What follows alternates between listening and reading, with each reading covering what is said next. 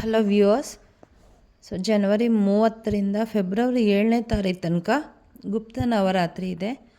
ಈ ದಿವಸಗಳಲ್ಲಿ ನಾವು ರಾಜಶ್ಯಾಮಲ ಮಾತೆಯನ್ನು ನಾವು ಪೂಜೆ ಮಾಡ್ತೀವಿ. ಇವರು ಸರಸ್ವತಿಯ ತಾಂತ್ರಿಕ ರೂಪ. ಈ ತಾಯಿಯ ಕೃಪೆ ನಿಮಗೆ ಆಗಬೇಕು ಅಂತಂದರೆ ತುಂಬ ಪೂಜಾ ವಿಧಾನಗಳಿದೆ. ಅಷ್ಟೆಲ್ಲ ಮಾಡೋದಕ್ಕೆ ನಮಗೆ ಸಾಧ್ಯ ಇದ್ದರೂ ಕೂಡ ತಾಯಿಯ ಈ 16 ನಾಮಗಳನ್ನು ಜಪ ಮಾಡೋದ್ರಿಂದ ನಿಮಗೆ ವಾಕ್ಶುದ್ಧಿ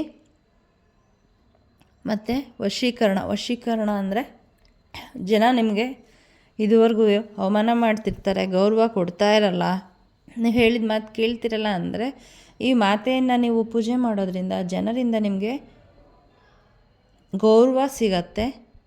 ನೀವು ಹೇಳಿದ್ದನ್ನು ಅವರು ಕೇಳೋದಕ್ಕೆ ಶುರು ಮಾಡ್ತಾರೆ. ಮತ್ತು ನಿಮಗೆ ವ್ಯಾಪಾರ ಮಾಡ್ತಾಯಿದ್ರೆ ಅದರಲ್ಲಿ ಏನಾದರೂ ತೊಂದರೆಗಳಿದ್ದರೆ ಈ ತಾಯಿಯ ಈ 16 ಹೆಸರುಗಳನ್ನು ನೀವು ಪ್ರತಿನಿತ್ಯ ಪಠಣೆ ಮಾಡೋದ್ರಿಂದ ನಿಮಗೆ ಆ ಸೇಲ್ಸ್ ಇಂಪ್ರೂವ್ ಆಗುತ್ತೆ, ಬಿಸ್ನೆಸ್ ಚೆನ್ನಾಗಾಗುತ್ತೆ. ವಿದ್ಯಾರ್ಥಿಗಳಿಗೆ ಓದೋಕ್ಕಾಗ್ತಾಯಿಲ್ಲ, ಓದೋದ್ರ ಕಡೆಗೆ ಗಮನ ಹರಿಸೋಕ್ಕಾಗ್ತಾಯಿಲ್ಲ. ಈವನ್ ಆಟಿಸಮ್ ಮಕ್ಕಳಿಗಿದೆ ಅಂದರೂ ಕೂಡ ಅವ್ರಿಗೂ ಕೂಡ ತಾಯಂದರು ಈ ಮಂತ್ರಗಳನ್ನು ಹೇಳ್ತಾ ಮಕ್ಕಳು ಅವ್ರ ಕಿವಿ ಮೇಲೆ ಬೀಳ್ತಾ ಬಂದರೆ ಅವರ ವರ್ತನೆಯಲ್ಲಿ ಬದಲಾವಣೆ ಆಗ್ತಾ ಬರುತ್ತೆ. ಈ ಗುಪ್ತ ನವರಾತ್ರಿಯಲ್ಲಿ ರಾಜಶ್ಯಾಮಲ ಮಾತೆ ಎನರ್ಜಿ ತುಂಬ ಈಸಿಯಾಗಿ ಸಿಗುತ್ತೆ ಭೂಮಿಯಲ್ಲಿ. ಆ ತಾಯಿ ಕೃಪೆಗೆ ಪಾತ್ರರಾಗಬೇಕು ಅಂದರೆ ನೀವು ಪ್ರತಿನಿತ್ಯ ರಾಜಶ್ಯಾಮಲ ಮಾತೆಯ ಈ 16 ಹೆಸರುಗಳನ್ನ ಹೇಳ್ತಾ ಬನ್ನಿ. 2 ರೀತಿಯಲ್ಲಿ ನೀವು ಈ ತಾಯಿಯ ಆರಾಧನೆಯನ್ನು ಮಾಡ್ಬೋದು. ಏನೀಗ ನಾನು 16 ತಾಯಿಯ ನಾಮಗಳನ್ನು ಹೇಳ್ತೀನಿ, ಅದನ್ನು ನೀವು ಕಣ್ಮುಚ್ಕೊಂಡು ಆ ತಾಯಿಯನ್ನು ನಿಮ್ಮ ಮುಂದೆ ಕಲ್ಪನೆ ಮಾಡಿಕೊಂಡು ಆ ತಾಯಿಯಿಂದ ಹಸಿರು ಬೆಳಕು ನಿಮ್ಮ ಮೇಲೆ ಬರ್ತಾ ಇದೆ, ನೀವು ಅದನ್ನು ಹೀರ್ಕೋತಾ ಇದ್ದೀರಾ, ಅಬ್ಸರ್ವ್ ಮಾಡ್ಕೋತಾ ಇದ್ದೀರಾ ಅಂತ ವಿಜುವಲೈಸ್ ಮಾಡ್ಬೋದು. ಇನ್ನೊಂದು, ಈ 16 ಹೆಸರುಗಳನ್ನು ಹೇಳುವಾಗ ನನ್ನ ಜೊತೆ ನೀವು ಹೇಳ್ತಾ ಒಂದು ಬಟ್ಟಲಲ್ಲಿ ಕುಂಕುಮನ ಹಾಕ್ತಾ ಅರ್ಚನೆ ಮಾಡ್ತಾ ಬರಬೇಕು.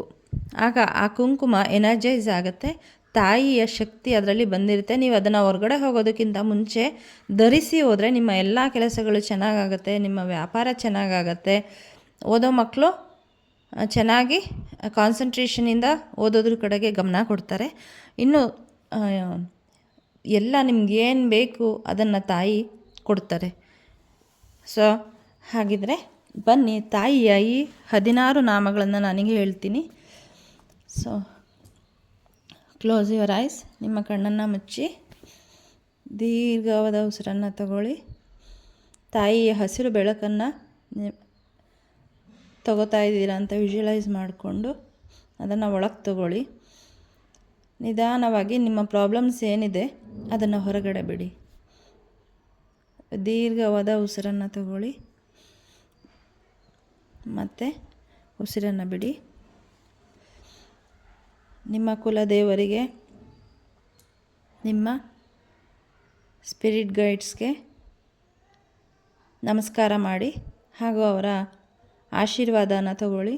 ಅದೇ ಥರ ನಿಮ್ಮ ಪಿತೃದೇವತೆಗಳಿಗೂ, ಗ್ರಾಮ ದೇವತೆ ಹಾಗೂ ನಿಮ್ಮ ಗುರುಗಳಿಗೆ ವಂದಿಸಿ ಅವರ ಆಶೀರ್ವಾದವನ್ನು ತಗೊಂಡು ತಾಯಿಯ ಈ ಹೆಸರುಗಳನ್ನು ಹೇಳೋದಕ್ಕೆ, ಈ ಸಾಧನೆ ಮಾಡೋದಕ್ಕೆ ಅವರಿಂದ ಪರ್ಮಿಷನ್ ತಗೊಳ್ಳಿ. ವಿಘ್ನೇಶ್ವರ ಅವರ ಪಾದಗಳಿಗೆ ನಮಸ್ಕಾರ ಮಾಡಿ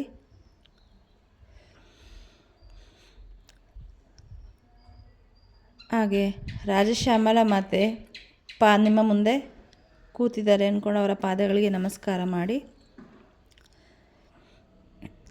ಶ್ರೀ ಸಂಗೀತ ಯೋಗಿನ್ಯೈ ನಮಃ, ಶ್ರೀ ಶ್ಯಾಮಾಯೈ ನಮಃ, ಶ್ರೀ ಶ್ಯಾಮಲಾಯೈ ನಮಃ, ಶ್ರೀ ಮಂತ್ರನಾಯಿಕಾಯೈ ನಮಃ, ಶ್ರೀ ಮಂತ್ರಿಣ್ಯೈ ನಮಃ, ಶ್ರೀ ಸಚಿವೇಶಾನ್ಯೈ ನಮಃ, ಶ್ರೀ ಪ್ರಧಾನೇಶ್ಯೈ ನಮಃ, ಶ್ರೀ ಶುಕಪ್ರಿಯಾಯೈ ನಮಃ, ಶ್ರೀ ವೀಣಾವತ್ಯೈ ನಮಃ, ಶ್ರೀ ವೈಣಿಕ್ಯೈ ನಮಃ, श्रीमुद्रिण्यै नमः श्रीप्रियकप्रियायै नमः श्रीनीपप्रियायै नमः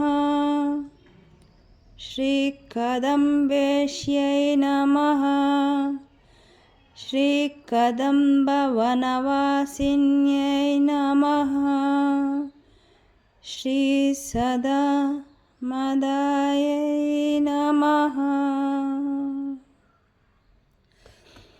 ತಾಯಿಯ ಪಾದಗಳಿಗೆ ನಮಸ್ಕಾರ ಮಾಡ್ತಾ ನಿಮ್ಮ ಎರಡೂ ಕೈಗಳನ್ನು ಬಿಸಿಯಾಗುವವರೆಗೆ ಉಜ್ಜಿ ಆ ಬಿಸಿ ಶಾಖವನ್ನು ನಿಮ್ಮ ಕಣ್ಣಿಗೆ ಕೊಡ್ತಾ ನಿಮ್ಮ ಕೈಗಳನ್ನು ನೋಡ್ತಾ ನಿಧಾನವಾಗಿ ನಿಮ್ಮ ಕಣ್ಣುಗಳನ್ನು ಬಿಡಿ.